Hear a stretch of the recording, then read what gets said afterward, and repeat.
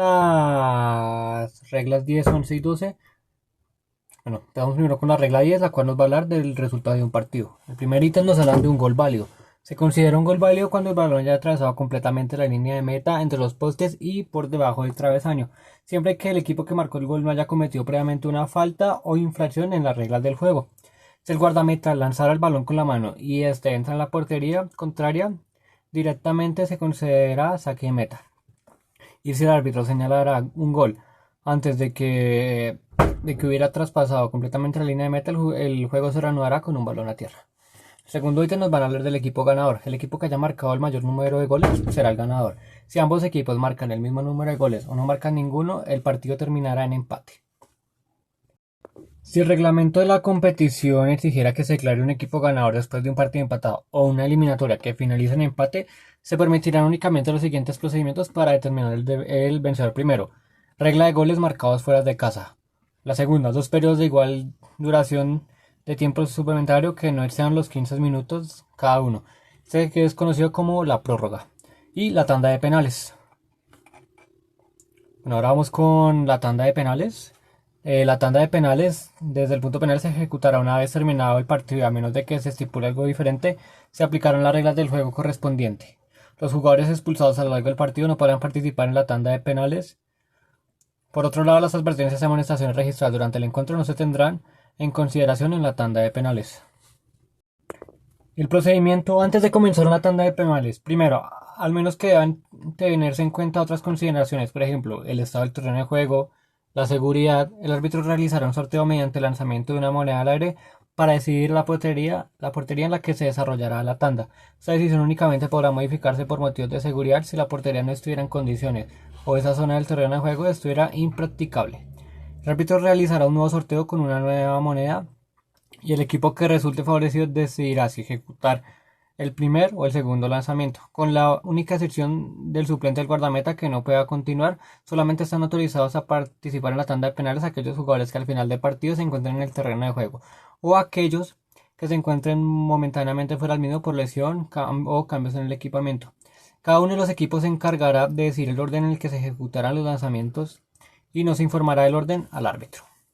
Bueno, ya en la ejecución en la tanda de penales solamente podrán permanecer en el terreno de juego los jugadores autorizados para participar en la tanda de penales y los miembros del equipo arbitral. Todos los jugadores autorizados para participar en la tanda de penales, excepto el lanzador y los dos guardametas, deberán permanecer en el interior del círculo central. El guardameta del equipo ejecutor de lanzamiento deberá permanecer en el terreno de juego fuera del área penal en la intersección de la línea de meta con la línea de demarcación del área penal. Cualquiera de los jugadores autorizados para participar en la tanda de penales podrá intercambiar su puesto con el guardameta. Se considera que el penal se ha completado cuando el balón deje de moverse, deje de estar en juego o el árbitro detenga el juego por una infracción y el lanzador no podrá jugar el balón por segunda vez. El árbitro llevará el control de los lanzamientos. Si el guardameta cometiera la infracción y como resultado de ello se tuviera que repartir el lanzamiento, se advertirá al guardameta por la primera infracción y se le amonestará en caso de reincidencia. Bueno, ya en la ejecución en la tanda de penales solamente podrán permanecer en el terreno de juego los jugadores autorizados para participar en la tanda de penales y los miembros del equipo arbitral. Todos los jugadores autorizados para participar en la tanda de penales, excepto el lanzador y los dos guardametas, deberán permanecer en el interior del círculo central. El guardameta del equipo ejecutor de lanzamiento deberá permanecer en el terreno de juego fuera del área penal en la intersección de la línea de meta con la línea de demarcación del área penal. Cualquiera de los jugadores autorizados para participar en la tanda de penales podrá intercambiar su puesto con el guardameta. Se considera que el penal se ha completado cuando el balón deje de moverse, deje de estar en juego o el árbitro detenga el juego por una infracción y el lanzador no podrá jugar el balón por segunda vez. El árbitro llevará el control de los lanzamientos. Si el guardameta cometiera la infracción y como resultado de ello se tuviera que repartir el lanzamiento, se advertirá al guardameta por la primera infracción y se le amonestará en caso de reincidencia. Vamos con las situaciones y expulsiones durante la tanda de penales. Se podrá amonestar o expulsar jugadores, ya sean suplentes, jugadores sustituidos o miembros del cuerpo técnico. Si se expulsara un guardameta, este deberá ser sustituido por un jugador autorizado para participar en la tanda. A excepción del guardameta, no se podrá sustituir a ningún jugador que no esté en condiciones de continuar jugando.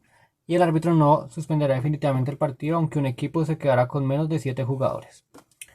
Eso fue todo. Ahora vamos con la regla número 11, el fuera de juego. En el primer ítem nos habla posición de fuera de juego. El hecho de estar en posición de fuera de juego no constituye infracción. Se considera que un jugador está en posición de fuera de juego cuando su cabeza, el tronco o pierna, y se incluye el pie, se encuentran totalmente o parcialmente en la mitad del terreno de juego adversario, excluyendo la línea central. Y su cabeza, tronco o pierna, incluido el pie, se encuentran totalmente o parcialmente más cerca de la línea de meta contraria que el balón y el penúltimo adversario. A la hora de determinar si un jugador está en posición de fuera de juego, no se tendrán en consideración las manos ni los brazos de los jugadores, tampoco en el caso de los guardametas, con el fin de determinar con claridad las infracciones por fuera de juego.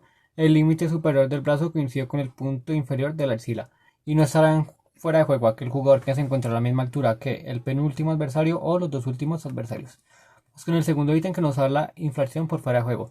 Y únicamente se sancionará a un jugador en posición de fuera de juego en el momento en que el balón toca o es jugado por un compañero de equipo si llegara a participar de forma activa de una de las siguientes maneras. 1. Interfiriendo en el juego al jugar o al tocar el balón o tocado por un compañero. 2. Interfiriendo el juego del adversario en una de las siguientes maneras. Impidiendo que juegue o pueda jugar al balón, disputándole el balón, intentando jugar claramente el balón y realizar una acción que afecte claramente la posibilidad de un adversario a jugar al balón.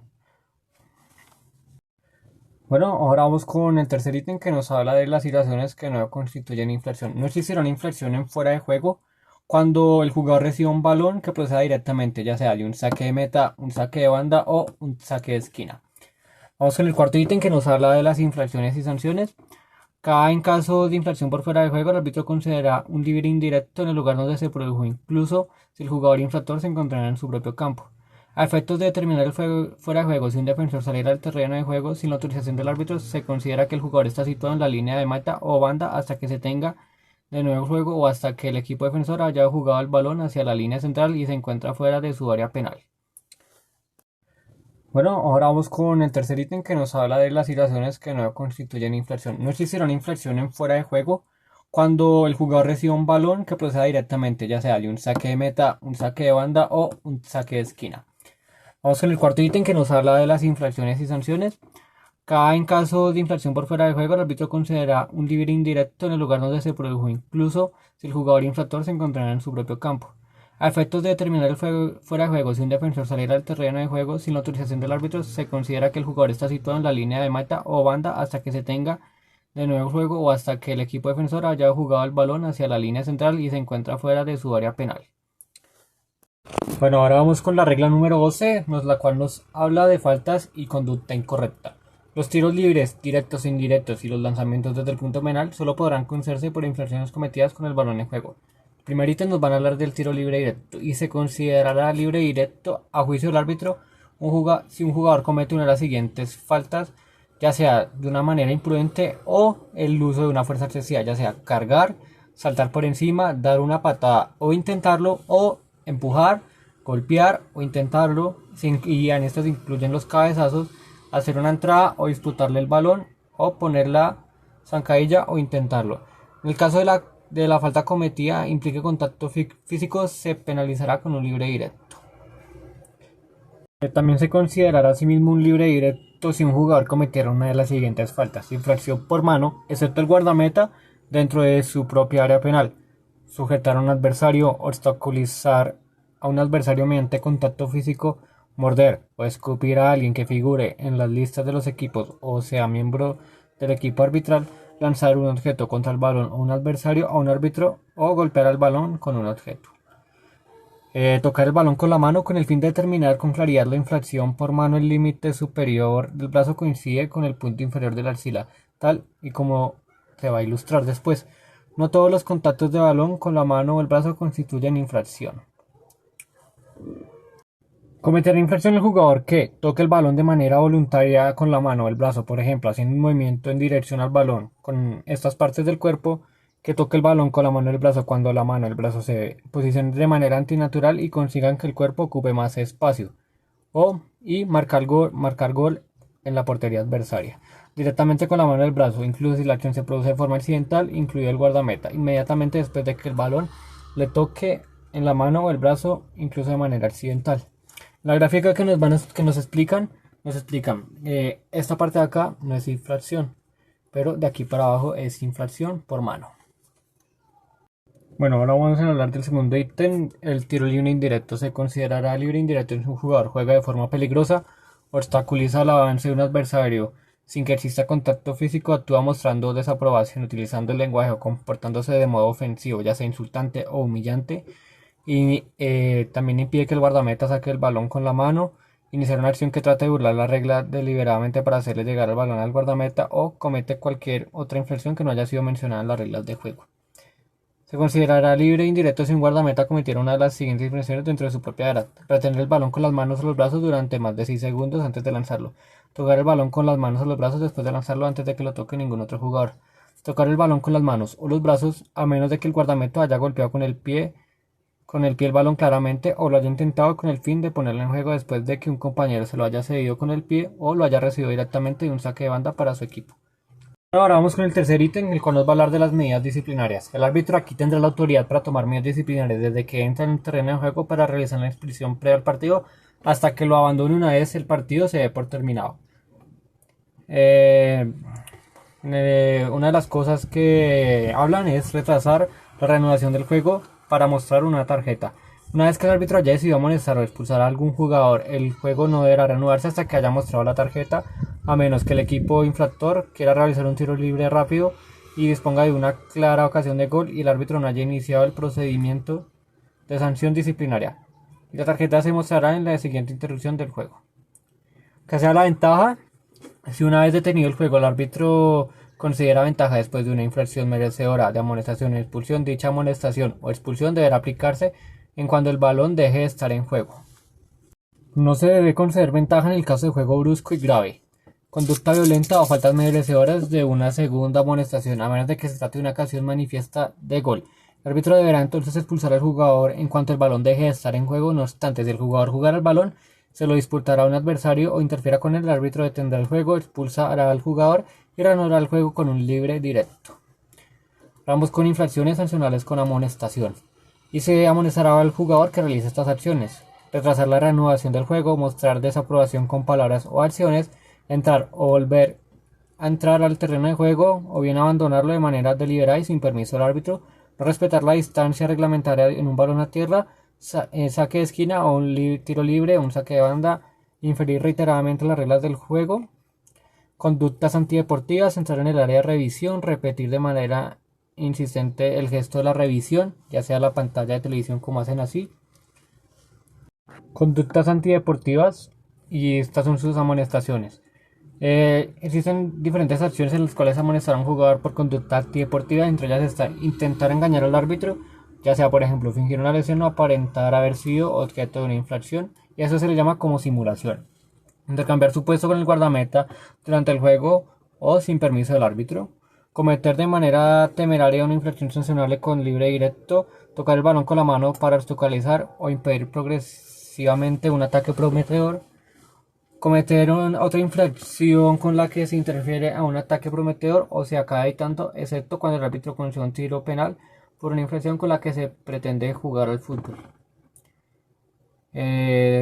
Tocar el balón con la mano, intentar marcar un gol, efectuar marcas no autorizadas en el terreno de juego, mostrar falta de respeto al espíritu de fútbol, iniciar una acción que trate de burlar las reglas deliberadamente para...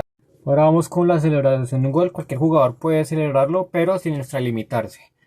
Y traspasar los límites del terreno de juego, un gol no será una acción sancionable con ambos, pero los jugadores deberán regresar al terreno de juego tan pronto como sea posible.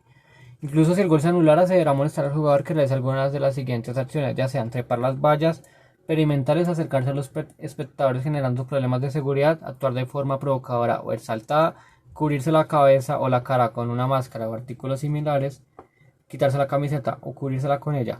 Vamos con retrasar la reanudación del juego. Los árbitros amonestarán a aquellos jugadores que intenten la reanudación del juego cuando amaguen como sacar de banda, pero sean de repente el balón al compañero para que efectúe el saque, dilatar la salida del terreno de juego en el momento de ser sustituido, retrasen efectivamente la reanudación de juego, lanzar el balón lejos, ya sean o lo retengan o lo lleven consigo.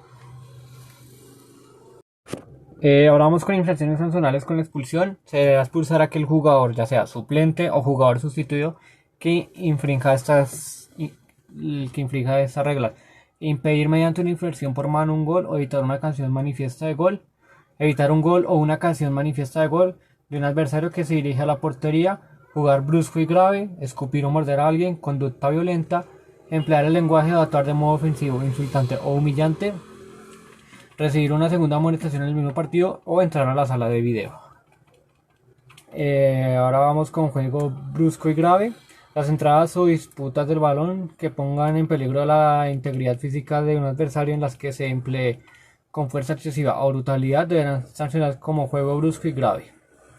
Vamos con conducta violenta. Si un jugador se emplea o tiene la intención de emplearse con fuerza excesiva o con brutalidad contra un adversario cuando no le esté disputando el balón. Como lo comentaba, un miembro del cuerpo técnico, un miembro del equipo arbitral, un espectador en contra de cualquier persona, independientemente si se produce contacto o no, la acción será considerada conducta violenta. Además, el jugador que, sin estar disputando el balón, golpee deliberadamente a un adversario o cualquier otra persona en la cabeza o en la cara de la mano o el brazo, la acción será considerada conducta violenta a menos que la fuerza empleada sea insignificante. Los miembros del cuerpo técnico: cuando algún integrante del cuerpo técnico cometa una infracción pero no se puede identificar al infractor, se sancionará al primer entrenador presente en el área técnica. Se le hará una advertencia y por lo general las siguientes infracciones tendrán como resultado una advertencia, también denominada apercibimiento. No obstante, la reiteración de la infracción o su posible carácter imprudente podrán suponer alguna amonestación o incluso la expulsión. Como lo comentaba, un miembro del cuerpo técnico, un miembro del equipo arbitral, un espectador en contra de cualquier persona, independientemente si se produce contacto o no, la acción será considerada conducta violenta. Además, el jugador que, sin estar disputando el balón, golpee deliberadamente a un adversario o cualquier otra persona en la cabeza o en la cara de la mano o el brazo, la acción será considerada conducta violenta a menos que la fuerza empleada sea insignificante. Los miembros del cuerpo técnico: cuando algún integrante del cuerpo técnico cometa una infracción pero no se puede identificar al infractor, se sancionará al primer entrenador presente en el área técnica. Se le hará una advertencia y por lo general las siguientes infracciones tendrán como resultado una advertencia, también denominada apercibimiento. No obstante, la reiteración de la infracción o su posible carácter imprudente podrán suponer alguna amonestación o incluso la expulsión. La amonestación: entre las siguientes infracciones de una amonestación a un cuerpo técnico se incluyen las siguientes: no respetar de manera obvia o persistente los límites del área técnica de su equipo, retrasar la reanudación del juego cuando le corresponde hacerlo a su equipo, entrar de manera premeditada al área técnica del equipo adversario, mostrar desaprobación con palabras o acciones, como por ejemplo lanzando o golpeando con las botellas u otros objetos, actuando de modo que falte respeto a uno o varios miembros del equipo arbitral, entrar al área de revisión, pedir con gestos exagerados o insistentes que se muestre tarjeta, repetir de forma insistente el gesto de revisión del VAR, que es proceder de manera provocativa o exaltada, comportarse persistentemente de forma inaceptable o mostrar falta de respeto al espíritu del fútbol. La expulsión: entre las expulsiones se pueden incluir las siguientes: retrasar la reanudación del juego cuando le corresponde hacerlo al equipo adversario, abandonar el área técnica de forma deliberada.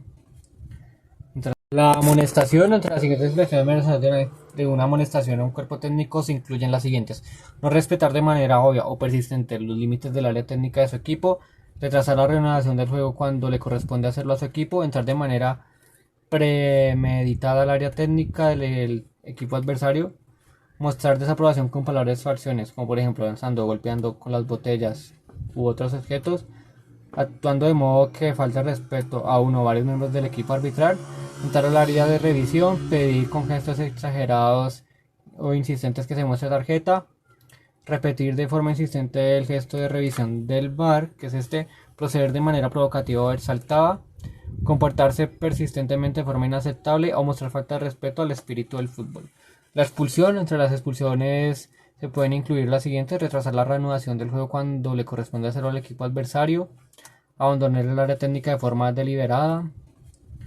Entre las otras molestias para darle la expulsión está entrar en la sala de video, comportarse de manera agresiva o con intimidación física, ya sea por ejemplo escupir o morder, recibir una segunda amonestación en el mismo partido, emplear un lenguaje o de actuar de modo ofensivo, ya sea insultante o humillante, utilizar el equipos electrónicos o dispositivos de comunicación no autorizados y la conducta violenta.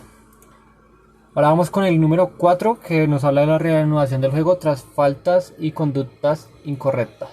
Si el balón estuviera detenido, el partido se reanudará según la decisión adoptada anteriormente. Si el balón estuviera en juego y un jugador cometiera una infracción de carácter físico entre el terreno de juego contra un adversario, se pita libre indirecto o directo o tiro penal según el caso. Un compañero de equipo, suplente, jugador sustituido o expulsado, miembro del cuerpo técnico, miembro del equipo arbitral, libre directo o tiro penal según el caso. Si el